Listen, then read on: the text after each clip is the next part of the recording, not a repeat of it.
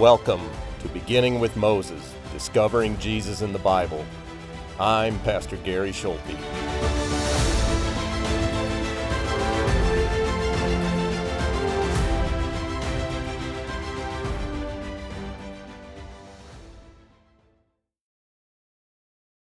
Welcome back to Beginning with Moses. After the dramatic victory over Midian, you would expect Judges to give us a moment of resolution. The enemy is defeated. The land is at peace. Yahweh has clearly acted. And if this were a different kind of story, this is where everything would settle into stability. But Judges is not that kind of book, because what happens after victory often reveals more than what happens during the battle. And what we're about to see is this. Even when Yahweh delivers his people in undeniable power, the human heart can still drift, quietly, subtly, and dangerously. The chapter opens not with celebration, but with conflict. The men of Ephraim confront Gideon, angry that they were not called earlier to the battle. This is not a military issue, it's a pride issue. They want recognition, they want status. And Gideon responds carefully, diffusing the situation with humility, saying that what they accomplished was greater than his own role. It works for now, but this moment reveals something important. Even in victory, unity is fragile. The people of God are already turning inward. This is a new kind of weakness, not fear of the enemy, but rivalry among brothers. The external threat is gone, but internal fractures are emerging. And that's a shift. Earlier in Judges, Israel was united in its desperation. Now, even in deliverance, they're divided. This is what happens when the deeper problem remains. Sin doesn't disappear with victory. It just changes form. Gideon presses on, pursuing the remaining Midianite kings, but now the tone is different. The urgency is still there, but something else begins to creep in. Personal determination, even vengeance. He asks the men of Succoth and Penuel for bread and to sustain his army, but they refuse. They are afraid to commit, unsure whether Gideon will succeed. And instead of trusting Yahweh to deal with this, Gideon makes a vow. When he returns, he will deal with them himself. Notice the shift. Earlier, Gideon was hesitant, unsure, dependent on Yahweh. Now he is assertive, even forceful. There's a subtle movement from being Yahweh's instrument to acting on his own authority. It's not dramatic, it's not immediate, but it's there. And this is how drift often begins, not with open rebellion, but with small shifts in posture. Gideon defeats the Midianite kings Zebah and Zalmunna. The threat is fully removed. The victory is complete. From a military standpoint, that is total success. Everything Yahweh promised has been fulfilled. But now comes the question that Judges keeps pressing. What happens after the victory? On the way back, Gideon carries out his earlier threats. He punishes the men of Succoth with thorns and briars. He tears down the tower of Penuel and kills the men of the city. These actions are harsh, and the text doesn't explicitly justify them. That ambiguity matters, because now we are no longer watching a fearful man learning to trust Yahweh. We are watching a leader exercising power. And the question becomes, is this justice, or is this something else? Gideon then executes the captured kings, citing their killing of his brothers. That detail reveals something deeper. This is no longer just about Israel's deliverance. It has become personal. And while that doesn't automatically make it wrong, it does signal a shift. The line between acting for Yahweh and acting for oneself is becoming less clear. Then comes a pivotal moment. The people approach Gideon and say, "Rule over us, you and your son and your grandson also." This is the first explicit move toward kingship in the book. The people recognize Gideon's success and want to institutionalize it. They want stability. They want continuity. And in a sense, they are right. This is exactly what they lack. Gideon responds correctly, "I will not rule over you. Yahweh will rule over you." Theologically, this is exactly right. Israel doesn't need a human king to replace Yahweh. He is their king. This moment should be a high point. It sounds like Gideon understands everything. It sounds like he has learned his lesson. But then something happens. Gideon asks for gold from the spoils, earrings taken from the defeated enemy. The people gladly give it, and with that gold, Gideon makes an ephod and sets it up in his city. Now, an ephod in itself is not necessarily wrong. It was part of priestly garments. But here it becomes something else. It becomes an object. And all Israel whored after it there, and it became a snare to Gideon and to his family. That is one of the most tragic lines in Judges. The man who just led Israel in one of the clearest demonstrations of Yahweh's power now becomes the source of idolatry. Not intentionally, not dramatically, but very effectively. How does that happen? How does someone go from tearing down altars to Baal to creating something that leads Israel into false worship? The answer is not that Gideon suddenly rejected Yahweh. It's more subtle than that. He created something that blurred the line, something that looked religious but redirected trust. This is one of the most dangerous forms of idolatry, not abandoning God, but reshaping how he is approached. The ephod becomes a focal point, a visible object, something people can interact with. And in doing so, it shifts faith away from Yahweh's word to something tangible, something controllable. And that's the danger. It feels like faith. It looks like worship, but it's no longer anchored in what Yahweh has actually given. It's something new, something adjusted, something more comfortable. And that is how idolatry takes root, not by replacing God outright, but by redefining how he is encountered. The land has rest for 40 years, but now we know how to read that. Rest does not mean renewal. Peace does not mean faithfulness. Beneath the surface, something has already gone wrong. Seeds of the next collapse have been planted, not by the enemy, but by Israel itself. Gideon dies, and the text notes that he had many wives and many sons. He names one of them Abimelech. My father is king, is what that means.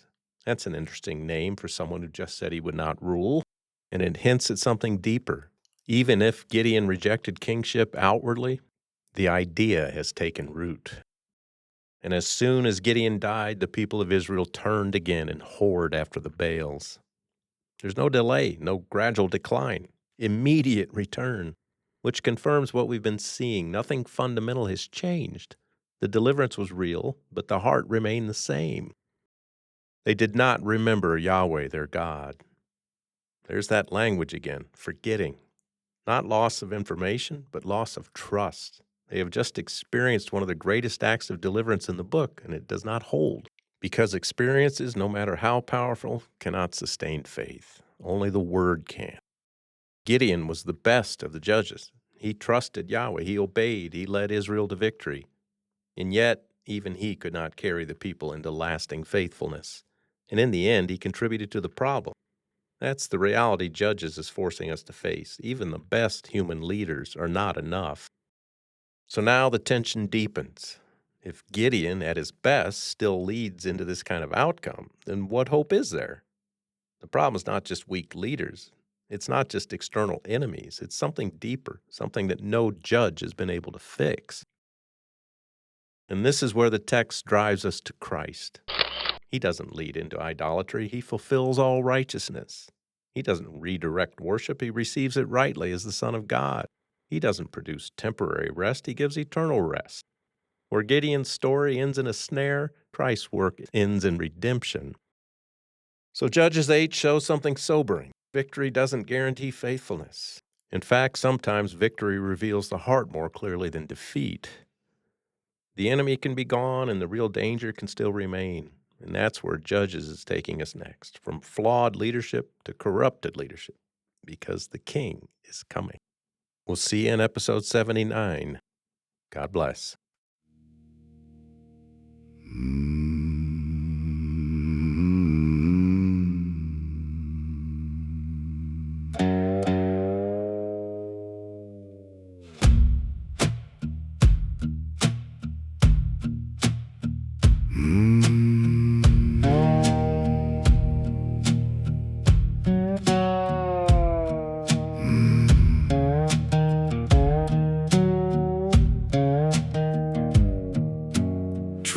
Shattered midnight skies, clay jars cracked before their eyes, Midian scattered in the rain. Yahweh broke the tyrant's chain. Fearful Gideon found his voice, weakness turned a holy choice, but victory can hide a snare. Pride is breathing in the air, brothers fighting brothers now, wounded egos taking bows. The war outside is finally done, but the deeper war's begun. From triumph to trap, from glory to grave, from tearing down idols to the idols we make. Hands raised high, but hearts drift back. One golden thread and the soul goes black. The battle was won, but the worship collapsed. From triumph to trap.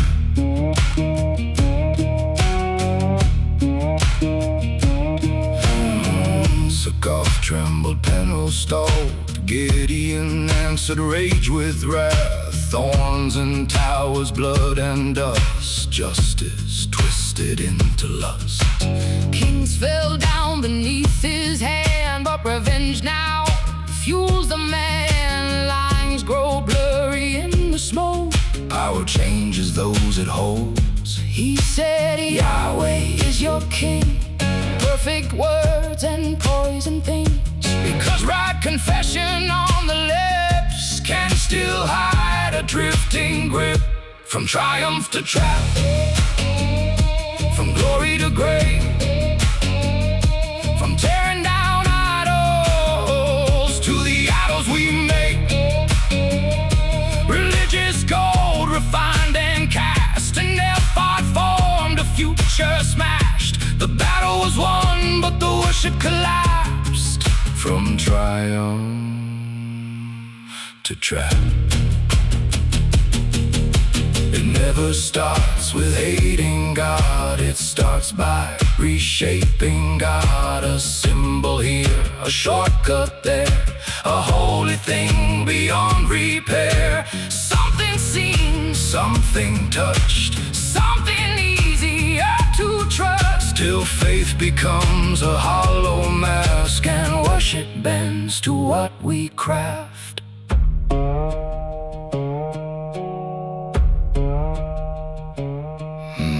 40 years of peace outside, rot was growing deep inside. Soon as Gideon fades away, Israel runs back to the chain.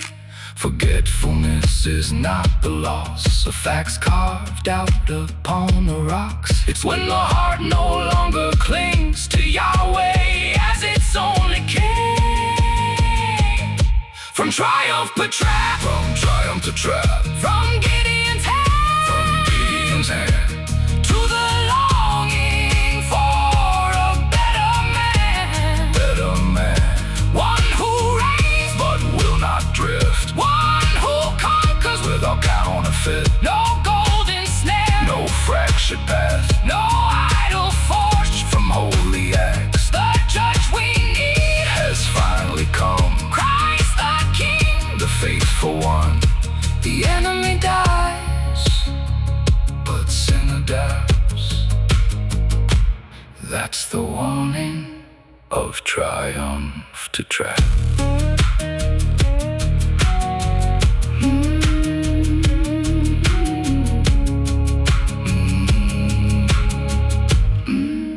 Of triumph to trap.